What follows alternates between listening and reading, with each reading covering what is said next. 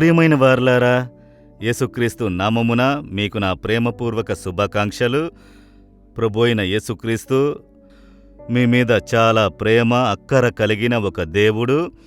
ఎంతగా తెలుసా? మీరు ఏ విధమైన దుస్తులు ధరించారు అన్నదాన్ని గమనించెదరట. మన డ్రెస్ కూడా గమనించెదరా అని అనుకుంటున్నారా? వేదగ్రంథంలో 30వ కీర్తన 12వ వచనములో ఒక భక్తుడు ఒక కార్యము చెబుతున్నాడు. దావీదురాజు ఏం చెప్పుచున్నాడంటే, నీవు నా గోనెపట్ట విడిపించి సంతోష వస్త్రము నన్ను ధరింపజేసియున్నావు. అదేమిటంటే నన్ను విడిపించి ధరింపజేసితిరి అని దాని అర్థము. గోనెపట్ట విడిపించి, గోనెపట్ట అంటే ఏమిటి అని అనుకుంటున్నారా?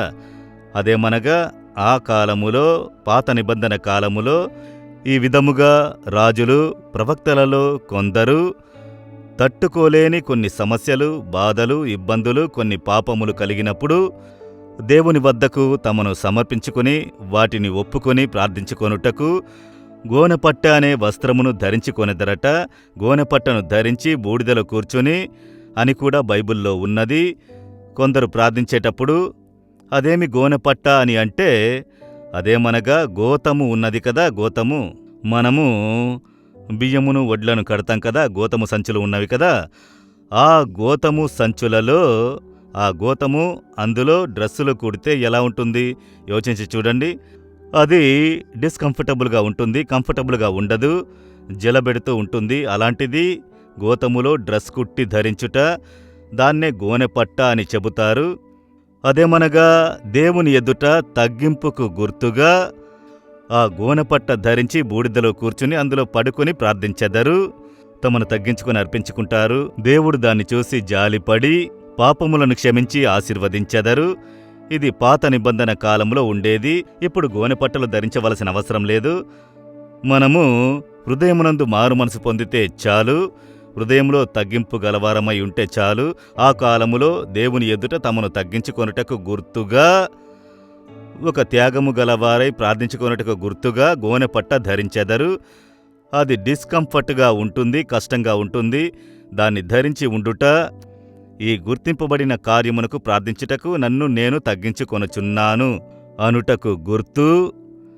అది బూడిద వేసి అందులో పడుకుంటారు.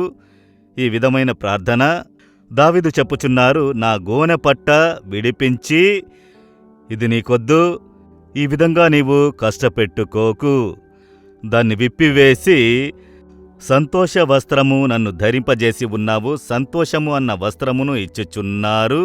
గోనెపట్ట అనే ఆ డిస్కంఫర్ట్ ఇచ్చే డ్రెస్ విప్పి ఆనందమనే ఒక వస్త్రమును దేవుడిస్తున్నారట. నిన్ను నీవు ఆ విధంగా కష్టపెట్టుకోకు. నాకు నిన్ను గురించి తెలుసు, నేను నిన్ను క్షమిస్తున్నాను. నీ మీద కనికరం గలవాడనై నీవడుగునది ఇచ్చెదను, నీవెల్లప్పుడూ సంతోషంగా ఉండాలి అని చెప్పుచున్నారు. మనల్ని మనమే కొన్నిసార్లు కష్టపెట్టుకుంటాము తెలుసా? అదేమంటే తమను తామే కష్టపెట్టుకుంటే గొప్ప దైవభక్తి అని ప్రజలు అనుకొనుచున్నారు. ఆ కాలంలో కూడా తమను తామే జాటితో కొట్టుకునేవారు. అదేమనగా తమ పాపమును ఒప్పుకుంటూ చెలకోలుతో తమను కొట్టుకొనుట, కాళ్లకు చెప్పులు లేకుండా నడుచుట, తమను గాయపరుచుకొనుట, అలా బాధించుకొనుట. అలాగైతే దేవుడు కనికరము చూపుతారు. మనల్ని మనమే గాయపరుచుకొని పాపమును ఒప్పుకొని క్షమాపణ పొందుకొనుట, ఇలా చేసే ప్రజలు కలరు. అది యేసుక్రీస్తు యొక్క మరణము వరకు అది అంగీకరించబడ్డది. ఆ కాలములో యేసుక్రీస్తు శిలువలో మరణించిన తర్వాత దేవుడు చెబుతున్నారు, నిన్ను నీవెందుకు బాధ పెట్టుకోవాలి? నీ కొరకు నేను కొట్టబడితిని, నీ కొరకు నేను బాధింపబడితిని, నీ కొరకు నేను రక్తం చిందించాను, నీ కొరకు నేను కాళ్లకు చెప్పులు లేకుండా శిలువ మోసి కొరడాతో కొట్టబడి రక్తము చిందించి మరణించి తిని. ఇక నిన్ను నీవు బాధ పెట్టుకోవలసిన అవసరం లేదు. నీవు విశ్వాసంతో వచ్చి నీ హృదయంలో నిన్ను తగ్గించుకొని ప్రార్థిస్తే చాలు, నేను నిన్ను ఆనంద వస్త్రముతో అలంకరించెదను అని చెబుతున్నారు. ఆయనే దేవుడు. గోనెపట్ట నీకొద్దు కుమారుడా, కుమార్తె నీకు వద్దు, నిన్ను నీవు గాయపరుచుకొనకు. నీవు విశ్వాసంతో మొరపెడితే చాలు, నేను సిలువలో అన్నిటినీ మోసి తీర్చి తిని నిన్ను సంతోషముతో నింపెదనని చెబుతున్నారు. ఇప్పుడు చెప్పుచున్నారు, నిన్ను సంతోషంతో నింపెదను, ఆనందంతో నింపెదను. కనుక ఈ గోనెపట్టను నీవు విప్పి లేక ప్రభువే విడిపించి ఒక ఆనందమును అనుగ్రహించెదరు. ఎంత గొప్ప సంతోషము కదా! కనుక దేవుని చూసి చెప్పండి, దేవా, నన్ను నేనే గాయపరుచుకొనను, వేదనపరుచుకొనను, నన్ను నీ పాదములకు సమర్పించుకుంటున్నాను. మీరు నాకు ఆనంద వస్త్రమును ధరింపజేయుచున్నందుకై స్తోత్రములు, స్తోత్రములు, స్తోత్రములు. ఎవరెవరు అలా ప్రార్థిస్తున్నారో ఈ కుమారుని, ఈ కుమార్తెను తాకి, ప్రభువా, వీరిని ఆశీర్వదించుము. మీ సంతోషము వారి జీవితంలో స్థిరంగా ఉండునుగాక. యేసు నామములో ప్రార్థిస్తున్నాము. Amen, amen.